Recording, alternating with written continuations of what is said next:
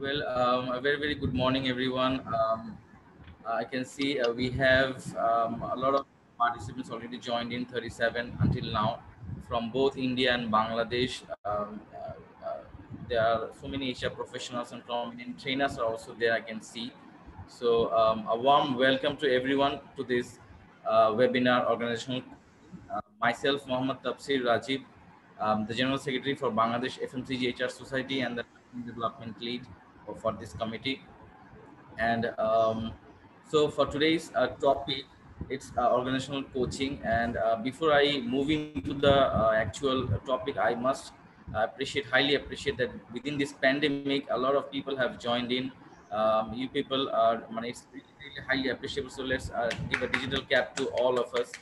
Um, and having said so, we wish and we pray for all the people who are suffered right now, and so that this pandemic gets over and very quickly. And so let's move forward. So for this particular topic, organizational coaching, we all know how important it is for every HR professional and every business leaders in any organization or business. For the learning and development part, we know that there is a 70-20-10 model, and this particular piece, coaching, it falls under the 20% part, which is learning from others. So this is highly important. And today we will hear from none other than Mr. Rajat Garg. This program is brought to you by Bangladesh FMCG HR Society and OmniSource. We are pleased to bring you this exceptional webinar for aspiring business leaders, and this is powered by Coach to Transformation. Mr. Rajat is a master certified leadership coach with 20 years plus of industry experience and over 2,500 hours of coaching experience. So we'll be talking about all his coaching experiences and why coaching is actually important and how this coaching can bring radical changes in business results. So without further ado, I will move the speaker, move the floor to Mr. Rajat, our facilitator today, and I wish you all a great learning session of 1 hour. Please focus on the session and plan yourself you are uninterrupted throughout the session. So thank you so much, and let's start, Mr. Rajat, and the floor is yours. Thank you, Tapsir. Thank you so much for the introduction. A pleasure to be here. Um, I've created a small presentation to run so that you can have a visual piece as well, right? People, if you want to come on the video, it will be helpful to me as well to see people around. It feels, I'm a teacher here now with no videos around. So thank you so much for coming on videos. So, and the way I do these sessions are more conversational rather than just a teaching element to it. So if you have questions, either put that in the chat box or come off mute and you can ask me the question there and then, and I'll try to answer it instead of waiting for the end of the whole presentation piece itself, right? So let me quickly share what I've created.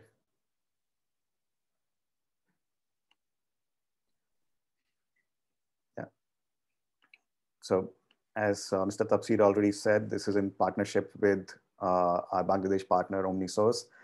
Partho, thank you so much for creating this space. And OmniSource is our Bangladesh partner for coaching training services in the region itself. And let me start with who I am briefly beyond what Mr. Tapsir has already given. So first of all, I'm a father and a husband. I have a 11-year-old son, and my wife is the CEO of the company. She's also a master certified coach.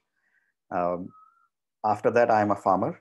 I grow coffee, pepper, and cardamom, etc. on my farm. Some of you here have seen, been there around this area. Third is I'm a coach after that. This is an order of priorities, guys. So in which I live. So third is as a coach. So I am a master certified coach. I've been coaching for quite some time now in the industry. I also I was the president of International Coaching Federation. We'll talk about ICF in some time, what it is as well. So, and finally, I am the co-founder of this company called Coach to Transformation. Right. So we'll talk about Coach to Transformation as well later on. in the session. This is something that I picked up sometime back from the internet, and I love the quote. I don't know whose this is, but I love the quote as such. To get to the next level of greatness depends on the quality of our culture. Our culture depends on the quality of our relationships. Our relationships depends on the quality of our conversations. And how we do our conversations with anybody and everybody around us obviously creates our relationships.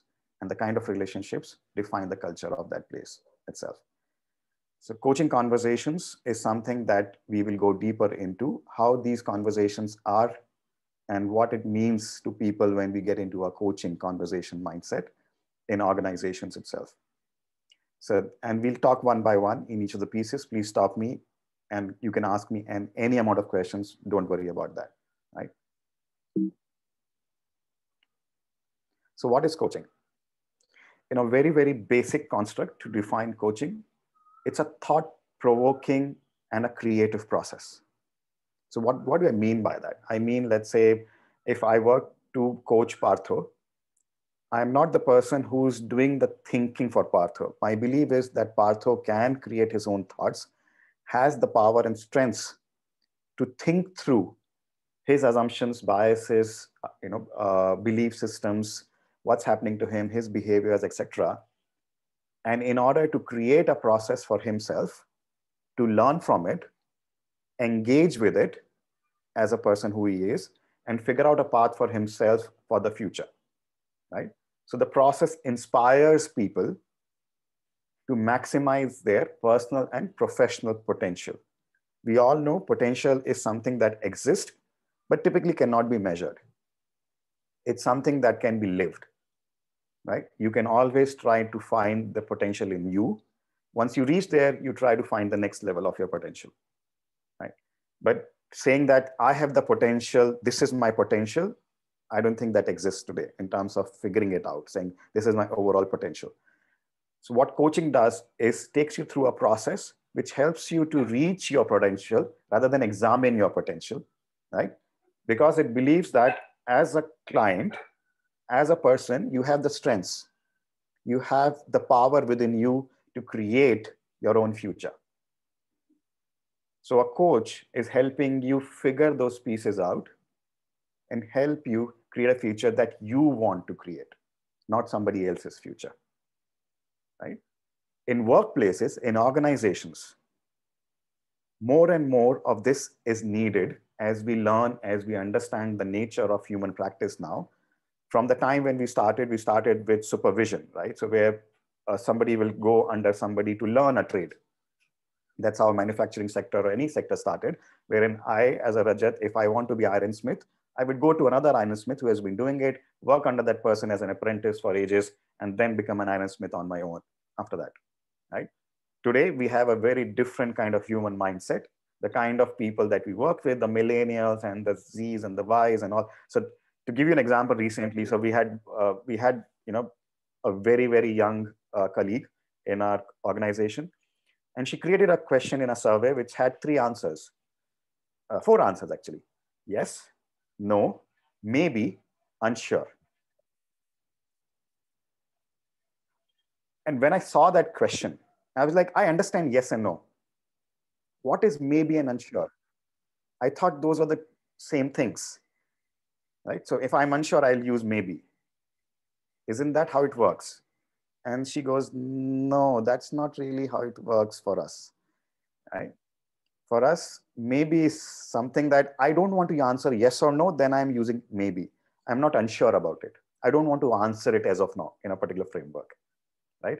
Unsure is when I am completely not sure of what it means at all for me, right? I have no clue, I have no idea, I'm unsure of that process. So for me, it was a learning experience in itself, figuring out there is a difference between maybe and unsure for a generation out there. And thus, those are the generations that are coming into the workforce now, right? And in order to work with those kind of generations, we as leaders need to shift. And coaching provides that level of shift for individuals where you can figure out what biases come in the way when you're working with a millennial. And what can you do in order to work with the millennial in the future? And we are talking about CXOs who have been in the industry for 30 years, 40 years, and they have a certain style of working, but it doesn't work for the current generation. So what coaching does is your staff, when the leaders have been trained on coaching or they have been coached, they are able to change themselves, have conversations which are different, which creates different relationships within the organizations, which is more of respect, more of give and share and take and share and everything else, where everybody wants to be part of that organization without feeling I have to, they want to be part of the organization, right? And that's why, so if you look at coaching, what it deals with, what helps with, I've written all this down. I'm sure that you have been reading all these pieces, but I've seen so many shifts, so many changes, and there are many case studies around this in terms of what coaching does in organizations itself, right? And there are data and metrics and analysis and reports and researches created around this a lot in terms of the effectiveness of coaching as well. I will take a moment to define the difference between coaching and mentoring before I move on, right? Because that's something that people confuse a lot with, right? So a mentor, so again, an example here is when I joined Accenture, and I was a senior leader at that time. It wasn't as if I was a kid who joined Accenture. I was a senior leader in the industry already. I joined Accenture and I went and sat in the office waiting for somebody to tell me my role, explain it to me, give me an idea of what to do next, because I didn't understand that culture of the organization yet on the first day. Nobody came for 3 days. And I sat there, I got other works done. And after the third day, a mentor comes to me who was assigned to me, a very senior partner in the organization. And he says, hey, what are you doing? I was like, waiting for somebody to tell me what to do. And he goes like, no, you don't wait. You see all these partner cabins around the office. You just walk in, start talking to them and engaging with them and figuring out and telling us about yourself. And the introvert in me, as Rajat Garg, goes like, how's that done? I'm not somebody who's going to knock doors without, getting an introduction out there. What happens if somebody, says, what the heck are you doing in my room? I will never go back in, right? So my mentor, for him, it works. He will go into rooms without worry. But for me, the introvert, Rajat, that theory doesn't work, right? But he's a mentor. So what a mentor does typically is based on his experience of success, based on his experience of failures, and then learning from his failures and becoming successful again, he will always, or she will always advise you based on that, right? They don't individualize between Rajat going to them or a Partha going to them or somebody else going to them with the same problem. They will give you the same example, the same answer or the same advice at the end of the day, right? So, but it doesn't, that advice might not work for each individual. So a mentor is typically somebody who's expert in their domains and somebody who's been successful in their domains as well, right? So what is it, when you go to a coach, the belief is that you have the answers with you, right? I don't have to give you any answers as a coach. I don't have to give you any solutions, any advice as a coach. And you just need, I will help you as a catalyst to figure the answers out, the solutions out, right? It's highly individualized, highly empowering because I am finding my own solutions now. I'm not waiting for somebody else to give me an answer. So by the end of coaching conversations or coaching, the clients feel more empowered to find their own solutions. They might not need a coach after that for small things. They will be saying, I know how my coach asked me these questions. I'll ask these questions to myself now. So coaching is highly individualized, highly a belief that is my client knows everything. They have everything. So I don't have to be an expert in your area. So I coach across paradigms, right? I coach across issues or developmental areas. For me, it doesn't matter who my client is today. Right? I can coach anybody and everybody because I don't have to be an expert in their life, of their life, in whatever domain they come from, right? So that's the big difference between coaching and mentoring itself. Any questions? I just want to hold the space before I move on. Anybody wants to come off mute, ask me anything, or put it on chat? Okay. Let's move on. Yes. Yes, somebody wanted to say something. No, nothing. I think perfectly understood. We can move on. So does it, so I've already told you it makes a difference But this is me comparing it with other modalities that happen, right? And right. So if you see, typically there are these 3 or 4 formats that are available now. So there is the on-the-job learning that we have all done. Most of us have done, saying I've joined a company, I've joined a role, I've learned it on the job, saying how to do this work itself. There are mentors, there are advisors and everything, but I really do learn from being on the job and learning it day in, day out. There is peer learning where I have got my peers who have done this job earlier. I reach out to them, ask them, how do I do this? And they help me understand that. Then there is formal learning of training, assessments, micro learning, web-based, etc. And then there is coaching, right? This is a data from a research done by ICF, wherein if you see the interventions, coaching scores high on almost all parameters. It's equal at some places, slightly higher at some, but it's mostly out there in terms of being one of the highest forms of creating learning itself for people to understand what they want, what they need, and where they want to go to from here. Right? Coaching is definitely not training. Training is something that I teach you on skills. So if I were to, if you want to become better at presentation skills, I will teach you how to make presentations. That's the training part of it. The trainer might himself not be an expert in that area, but they know how to teach you, like our school teachers. They know how to teach you, right? But they might not be the businessmen of the world, but they still teach you maths and science and everything else, right? In coaching, we are not training you on anything. It's not a skill-based concept. We don't train you on a skill. We don't create people who are skilled. So once you have learned from presentations in terms of getting a training on that, now a coach can help you figure out what's stopping you from creating those presentations. You have the skill in you. What else is still pending out there, right? So a coach is able to help you deliver figuring yourself out, a much better presentation beyond the skill part of it. Okay.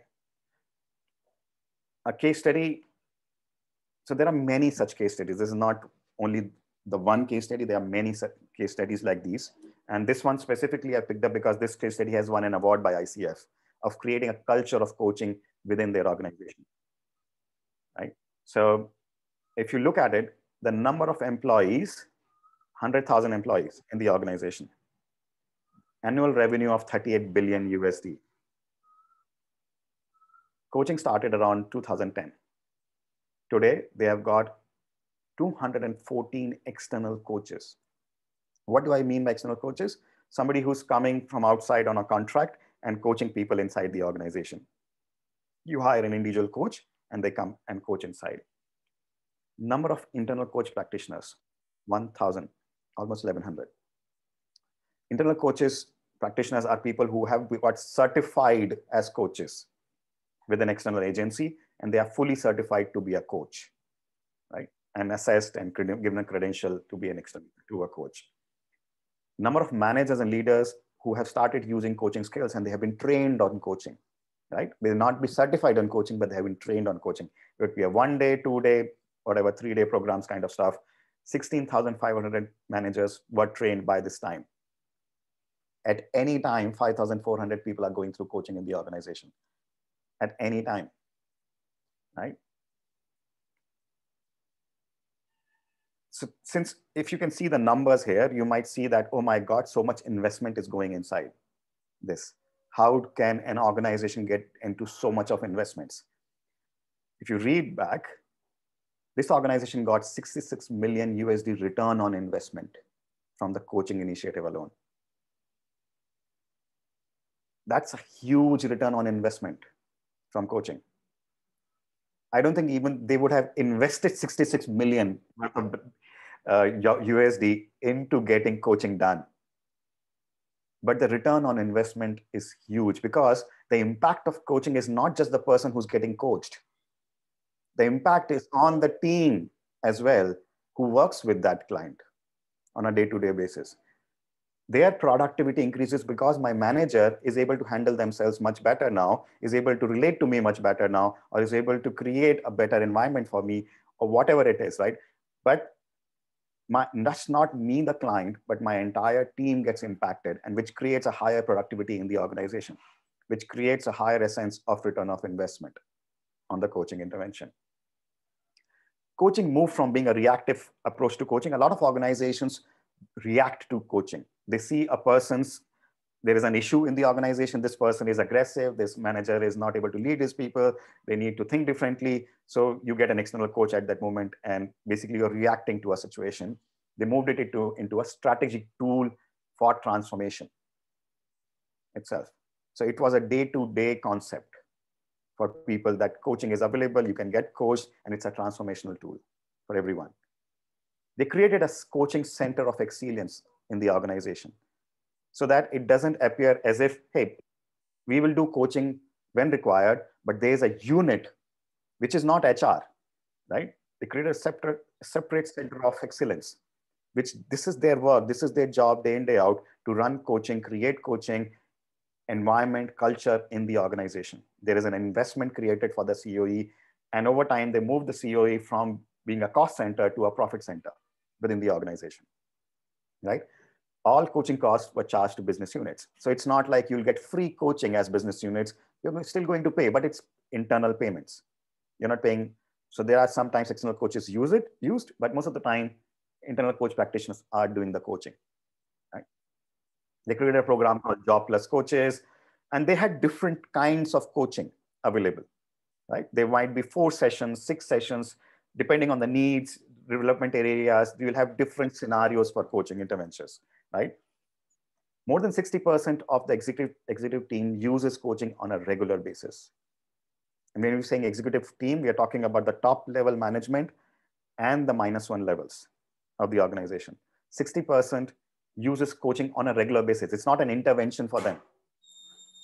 They get coached often, again and again. It doesn't comes and goes for them saying 6 sessions done, let me try it next year now. They have a coach available anytime they want to get coached, right? The positioning they've done is for success and for people who want to become the best version for themselves. That's the positioning, that's the marketing, that's the success piece for them. If you want to become the best version of yourself, go through coaching. That's what they're selling.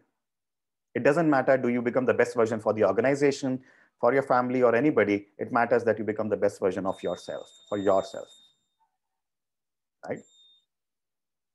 The high potentials in the organization are given 18 months of coaching.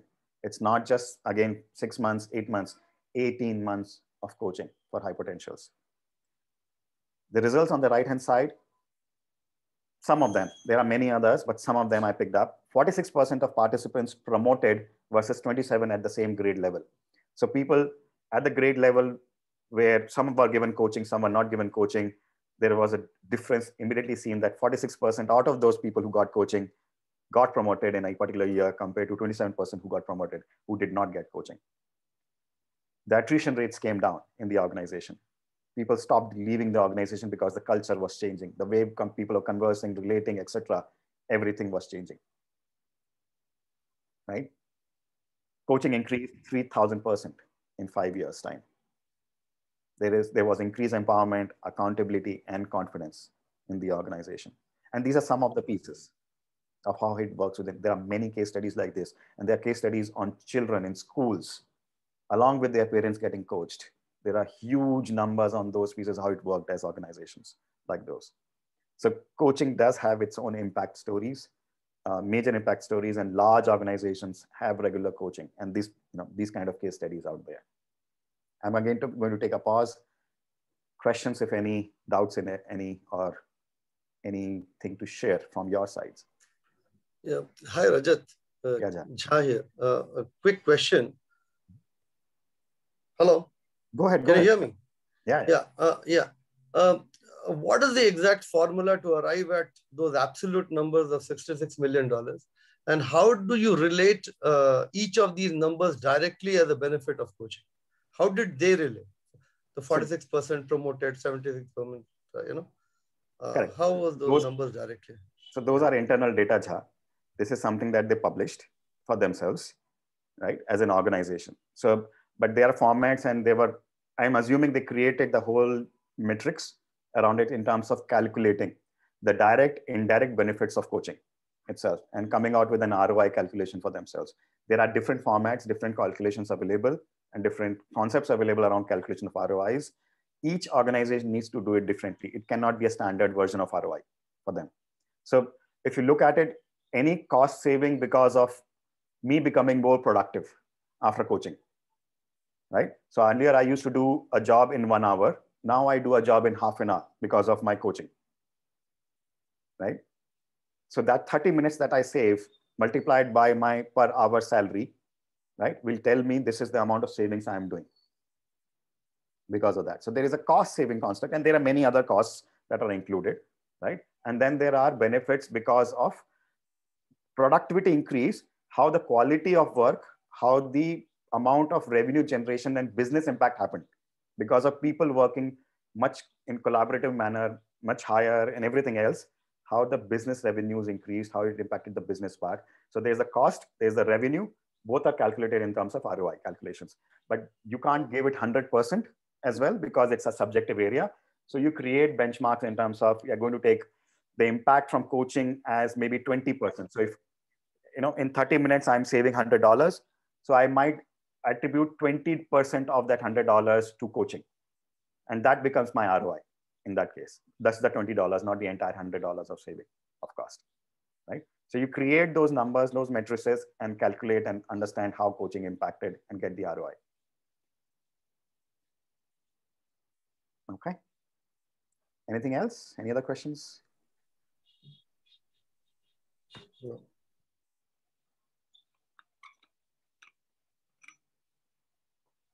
Okay. Let's move on. A brief introduction to the International Coaching Federation. So International Coaching Federation is 25 years old now, last year. So 20 was its 25th year of being existing. It's one of the largest organizations in the coaching space. As of today, there are other organizations which are present, like EMCCs of the world, or the Association of Coaching, or the other organizations prevalent in different parts of the world.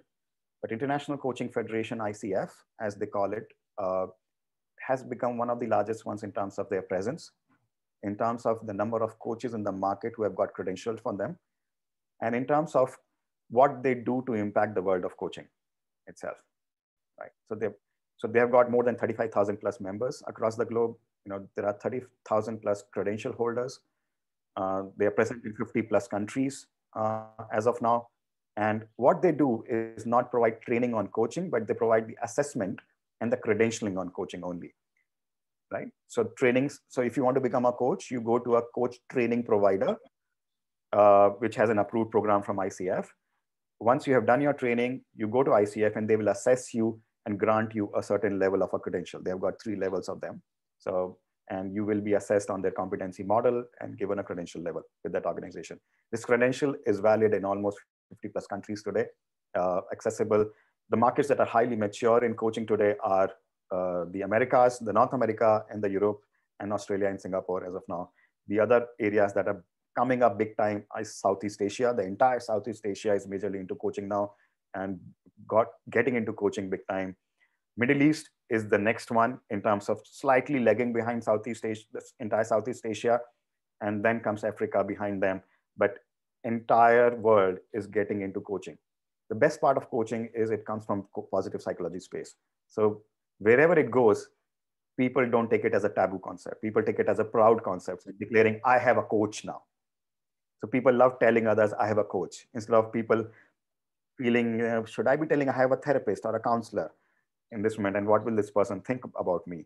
But people are happy telling others, I have a coach, right? And which is helping coaching grow day in, day out, right? It's growing in organizations. It's growing in, in terms of individuals getting coached as well.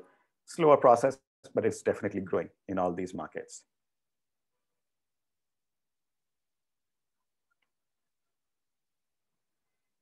So what is the role of an HR in all this, right? So because this session is more about how do organizations develop coaching mindset, and how do they create a culture of coaching? There's a role of HR in all this. So HR still HR and L&D function, the learning and development function, more or less, if it's different and separate, is the main buyer of coaching in the industries, anywhere across the globe. That has not shifted. You will see people talking about saying, hey, the CXO needs to be convinced about coaching. Yes, the CXO needs to be convinced, but he is still not the final buyer. The HR plays the role of the buyer finally, and or the L&D function in the organization. They need to be convinced that coaching works. So the role of HR is first and foremost the shaper and designer of coaching in the organization. They need to pick up the mantle. They need to figure out how coaching will help support their organization, what needs to happen within the organization, and design the whole process and everything around coaching. While they're doing this, it's a good idea that they become users of coaching as well. So it's a good idea for them to get coached, right? Because unless you get coached, you don't understand the differences between training, mentoring, coaching, etc. And you still continue to believe saying, hey, how many hours, what will you give? What will you, what are the topics that you will cover? So these are the questions I get asked. So what are the topics you will cover in coaching? And I'm like, no, we don't cover topics in coaching. We don't have training. We don't tell people what to do, kind of thing. So as a user of coaching, they get to understand what coaching is really. As a user, it impacts them. They transform first because of coaching. And that is the first person then who will sell coaching within their organization, because they can tell others saying, I got transformed. I changed because of coaching. So it works. I know personally it works. I don't have to bring case studies from outside to prove it. I don't have to tell others, because questions will be asked, will it work in our organization? It will work because it worked on me. And I'm part of this organization, right? So HRs, please get into coaching, get coached, right? The next role of yours in the organization is the marketing and creating awareness around coaching. For me, and I've seen this multiple times, HRs introduce coaching, but they are wary of really talking about it many times again and again in the organizations. Unless you market coaching, and I'm not saying oversell it, market the truth and the facts around coaching. Tell how it works, why it works in the organization. Create an awareness around that concept within your organization. And see if people start picking up coaching. You don't have to get into large engagements on coaching. You can start with 3 sessions, 4 sessions of coaching, but start coaching within the organization at some level, right? Next, one of the bigger roles for you is getting the buy-ins from the senior management, the top management, the senior management, the business heads, the unit heads. For them, the biggest question is, what will I get back? What's the point of investing into all this? And you are the only person. No coach can go to the business head and tell him or her what it is. But you are the front line, and you are going to tell them, that's the way I showed you a case study. You can use those case studies. If you have been coached, you can use that data that I have been coached, and I know it works, right? But the buy-in from senior management, top management is very important in the coaching world. Unless they get into coaching, people don't start believing in coaching as well. It's like, if I change, what's the point? The guy above me is not changing.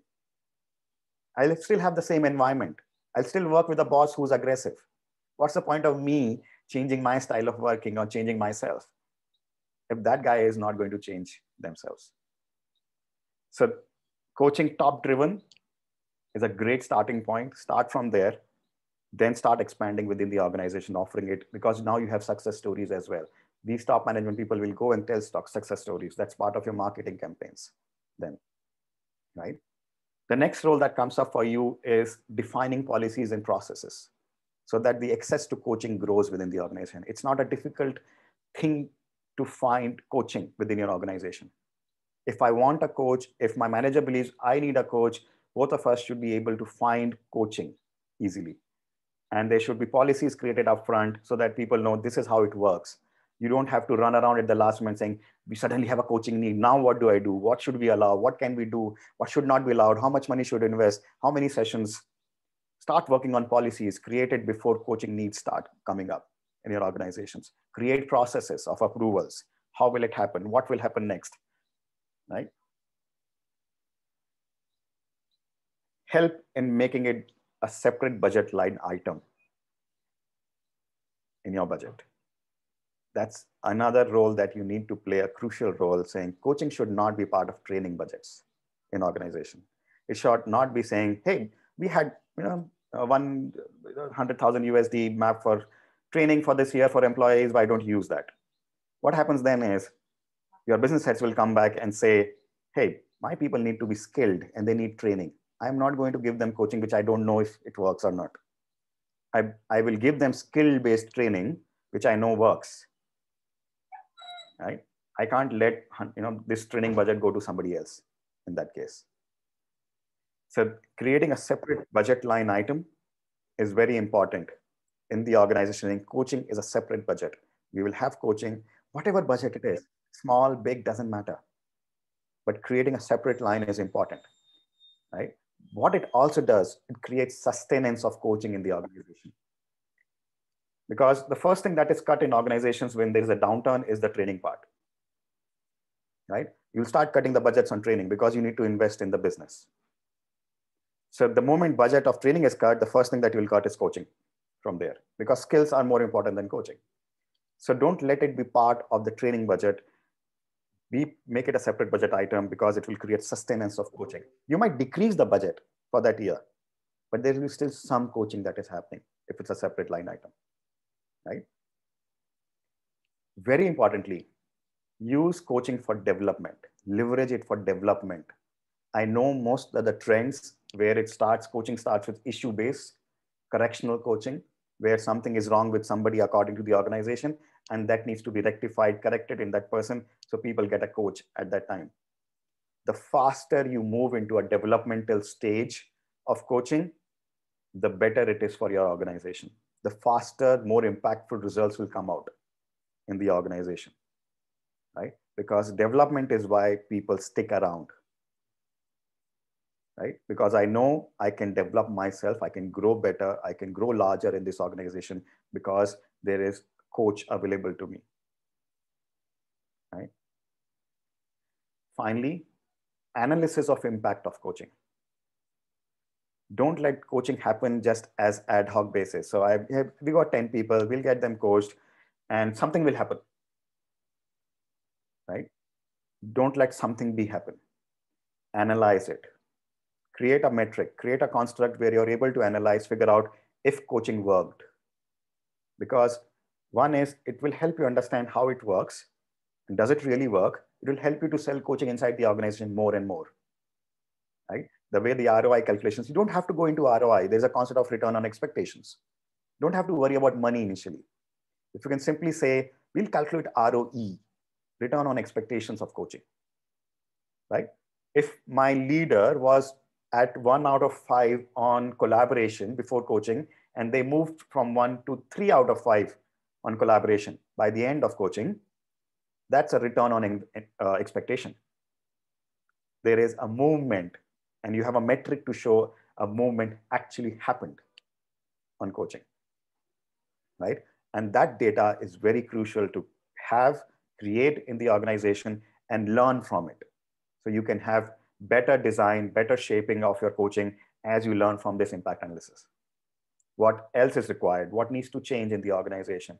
What could I do better in the things that I am already doing, right? So these are some of the pieces. There are many other roles, but I think I put a lot of responsibility on the HR because you still are the buyer of coaching, right? So any questions on this one? Because I think this is where it comes down to. No question actually. I just love the concept of ROE rather versus ROI. So when we are focusing on ROE also, then I think it's a good way of also convincing the top management, getting them buy. Yeah. Thank you. Thank you, Mr. Sapsi, for that. So I see on the chat, very interesting concept, COE. Anuradha says, HR mindset on coaching needs to shift from seeing it as remedial to developmental. Yes. Anuradha, thank you. And CN says, in today's chaotic world, organizations, and CN, you did not complete your thought. Do you want to share what you were thinking, CN? Yeah, thanks, Rajat. what comes to my mind is that in today's chaotic world, organizations and individuals need to constantly change their mindsets. And if one looks at individuals as much as organizations, um, what one looks for is personal. And that's why people stick to jobs. Otherwise, they go job hunting. And in a chaotic world, stability of some kind when it comes to talent is absolutely priceless. And coaching helps in both. Thank you, Sian, for that. And I completely agree. So the organization need to move from an individualized coaching programs to organizational coaching programs, right? And create an essence of how large, how big, how can we make people coach, in the organization itself. Right. Thank you for that. Anything else? Any other questions, thoughts?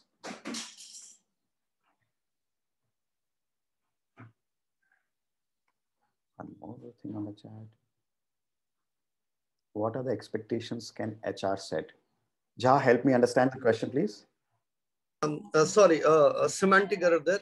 What basically I said, when you say return on equity or return on expectation, return on investment, what I actually meant was, what expectations can the HR have, or what expectations can the HR set to its own management to have from coaching as a benefit? Yes. So when HR goes with a budget proposal that, okay, we need X amount of money, whatever lakhs, crores and all for coaching. So the management asks that, okay, what can I expect out of this? So I won't say in figurative terms, but in other lateral terms, what can the HR say? What should the HR say? Got it. Thank you for asking that, because it leads me to my next slide. Oh, sorry.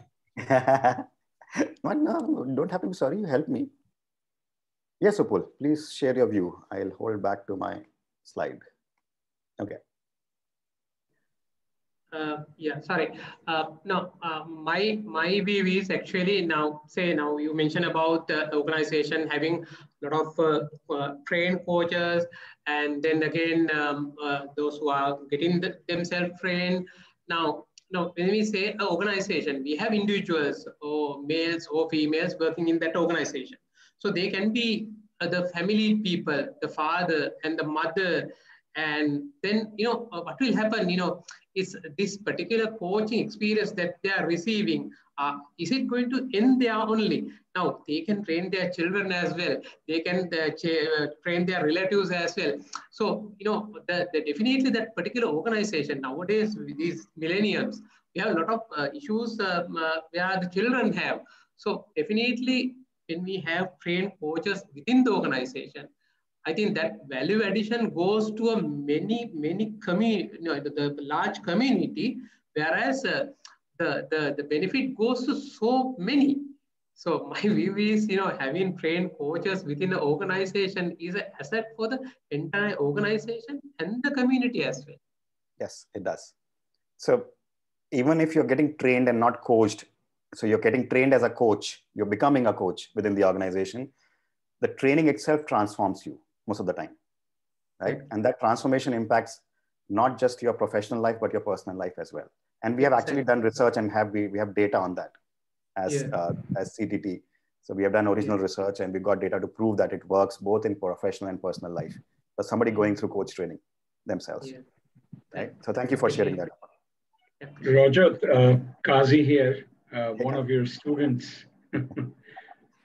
It might be relevant to quickly just share what you just said. I am one of those persons who has changed forever because of being part of the Coach to Transformation. My colleagues here at the FMCG HR Society, they know me well because I was also one of the speakers in different area.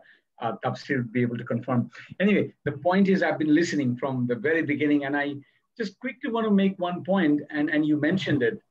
And even Shami Mohammed asked, how can I implement a coaching culture of excellence? And I have a feeling, I've worked with in a coach capacity also, both to develop internal coaches and also one-on-one coaching. But I must say in a very limited way, only mostly multinational companies and Square Foods, one of the major national groups anyway, and all other multinational companies. There's Linde, Berger. I don't want to mention long lists. But the point is, I think we do not have a coaching policy. Even it didn't occur to me that I would tell my HR colleagues, you have opened a fantastic avenue. Because in developing the policy, it may take even 1 year, it may take 2 years, but they will learn the craft and they will convince with the numbers to the top management. They will read, they will develop. I think Partho can do a great job. And we are 4 or 5 of us who are being trained as ICF coach now, haven't completed the credential yet, but I'm certified coach in some other areas like grow model of coaching. I'm certified, and through that I'm doing. But I'm saying, excellent session going on. That's it. I should keep quiet now. Thank you. Thank you, Kazi. Rajat, I want to add something. Rajat, I'd like to thank you, Mr. Kazi Mohammed, for joining the session. Kazi is actually one of the best, I would say, the trainers in Bangladesh, and I'm really, really surprised and happy to see him because he's learning every day, and like again, he's here today with all these transformational hopes and all those activities. Thank you, Kazi, for joining us. Thank you. Thank you. Thank you for sharing that, Kazi, with us. And I'm going to go ahead with the implementation part of the Coaches Center of Excellence piece. So policies, yes, Kazi, we can help you with the policy part as well in developing a policy for coaching. That's something we do with the organizations. So we can work with on that agenda. Right. Yera, I did cover the differences earlier in the session. You will have the recording available. So please do look at the recording later on. And I've explained the difference between coaching, mentoring, and training itself. Right. So while I'm saying these are best practices, but this is part of when you're going to create a coaching center of excellence itself, right? So a COE will focus on these 4 pillars in the organization, right? And this is an answer, to the earlier question as well from Jha, saying, what is the impact you want to make? In what area do you want to make an impact? So defining that upfront as an organization. These are my impact areas when I'm going to get into coaching, along with how will I measure the impact, right? So the first pillar focuses on the areas of impact, defining them for the organization, and also how will we measure the impact once we get there. It also talks about what kind of coaching will be offered, in what way will it be offered in the organization, right? So the first pillar looks at those 3 or 4 line items within that. Second part comes the strategy part. This is not the strategy of coaching. This is the strategy of coaching connected to the business strategy of the organization. How is coaching connected to your business goals? How do you think it will, what are your business goals for the year or for the next 5 years? And how coaching will get connected to those business goals itself. So defining the strategic nature of coaching is very important, because that's where the top management and the business heads buy into coaching, right? The third pillar that you need to create as part of a COE is the standards of coaching. How will coaching be offered? What are the kind of coaches? Will they be certified, non-certified coaches in the organization? From where they will have certification? Is it from this organization? Like you can say ICF certified coaches. That's one standard you can create, right? But you can create different kinds of standards. What level of credential of these coaches itself? What policies do we have? As Kazi pointed out, even till date, they don't have a policy. They offer coaching, they do coaching, but the policy does not exist. So what policies, what standards are getting created within the organization, right? And the last pillar is sustenance, which I talked about in the budget line item. How will coaching sustain? Even though you might have a low year, your business is going down, but can coaching still sustain in the organization? A COE gives you that flavor of sustenance as well, but there are more elements to creating sustenance for coaching in the organization. To focus on sustenance from day one, saying how will it sustain even when nothing else is working? How will we still provide coaching within the organization, right? And that model would be about creating internal certified coaches, managers as coaches, whatever it is, where you don't have to pay money outside for some time. And you can still have coaching done on a regular basis within the organization. Which is where the next part comes in. Always have availability of these three areas, right? So external certified coaches, because the top management typically needs external coaches because they need a neutral space. They can't talk about what's going in their heads, even with a HR head at times. The data that they have might not be, they're not allowed to share it within the organization because it might be a data impacting everyone else. So giving them a neutral space, non-judgmental space as top management, giving them external coach is very important, right? So to give an example, so I coached a country head of an organization who has been with the organization for 28 years. You know, the company had never gone out for coaching. They always coached internally, right? But this gentleman, when it came to his coaching, he basically declared, everybody knows me. I know everyone in this organization. I can't talk to people. I can't open up to somebody within the organization. That was the first time this organization came out, got an external coach for that person, right? So a leader, a top level leader needs, and sometimes an employee might also need somebody who's completely neutral and somebody who doesn't align to an organization. And just for those kind of situations, you need to have external coaches. Then you need to have internal certified coaches in the organization, people who have been trained, certified, like Kazi is getting certified and Upul is getting certified. So people who have been trained, certified within the organizations, right? Who can then do coaching at a level that an external coach can do as well, right? And finally, leaders trained as coaches. Doesn't matter you do 1-day training, 2-day training, 3 days training, but start training your managers, leaders in the art of coaching, because that is what will create the culture of coaching. That's when the conversations will become coaching conversations in the organization. That's the only way to create the culture. If you give coaching, that's just one part, but the culture happens, the conversations change when everybody is getting trained at some level in the way of coaching itself, right? Yes. Just want to add one point as we are almost 1 hour done, and I'm enjoying this session. I This can is my spend last 1 more slide. hour more. Okay, fine. Okay, fine. Thank you. This is my last slide. Make it easy to access coaching anytime, anywhere in the organization. Make it so easy that anybody can have access. Always ensure positive messaging around coaching. Create everything around it in terms of positiveness around it. Look at, whenever you're looking at external certified coaches, this is another best practice where you look at a company which provides coaching rather than keep on looking for individual coaches all over the time, because that you get into haggling on pricing and what do I even know if this is a good coach. A single source company, an aggregator of coaching, can help you give quality coaches, single pricing, structured way of working, and everything else, right? So this is another best practices that large organizations are already using globally. They have got single source companies which provide coaches to them, right? My last slide was that this is who we are as CTT. Just wanted to give you a flavor of who we are. I don't want to get into this, telling you who we are, but open to questions, thoughts, feelings, anything that needs to be clarified, answered here.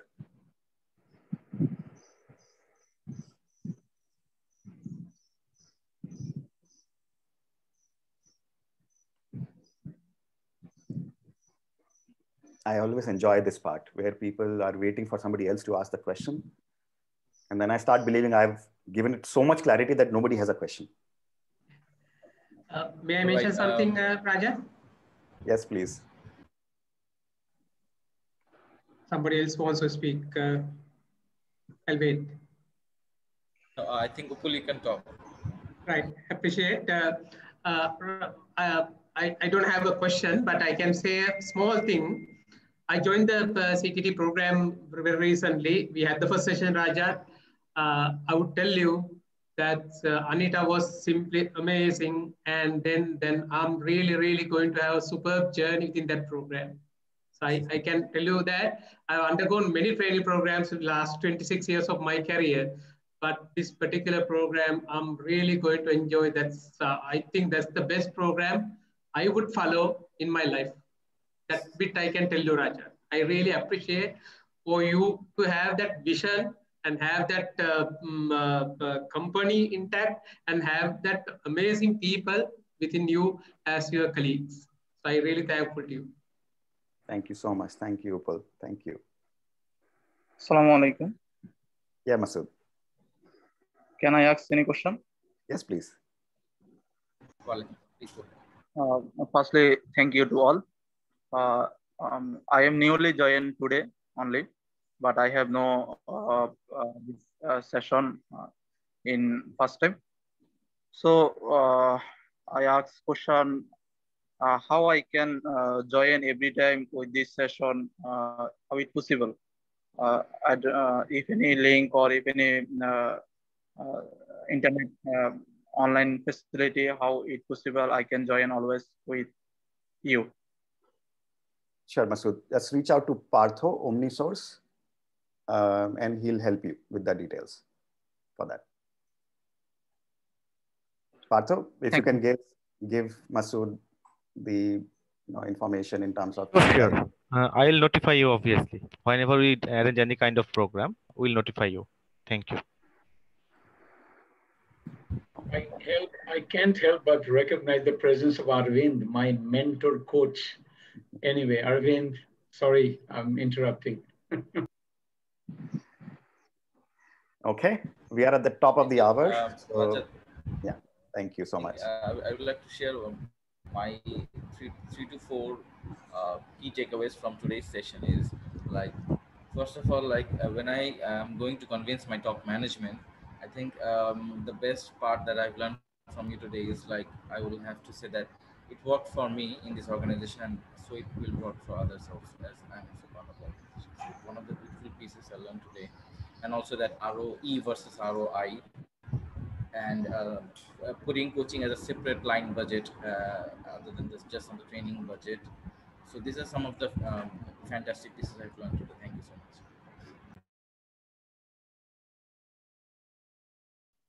Thank you so much, Tapsir, for that.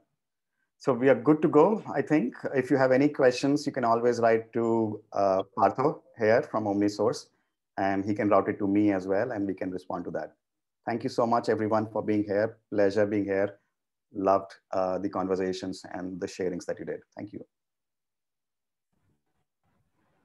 Yes, thank you so much, OmniSource, Mr. Rajat, and all the participants. For individual coaching career, you can always contact OmniSource. For organizational requirements, also you can contact Mr. Rajat and OmniSource also. And for any sort of requirements in Bangladesh FMCG industry, you can contact us. Thank you so much. Have a great day. May Almighty bless us. Thank you. Thank you. Thank you all. Bye. Thank you. Take care. Stay safe, everyone.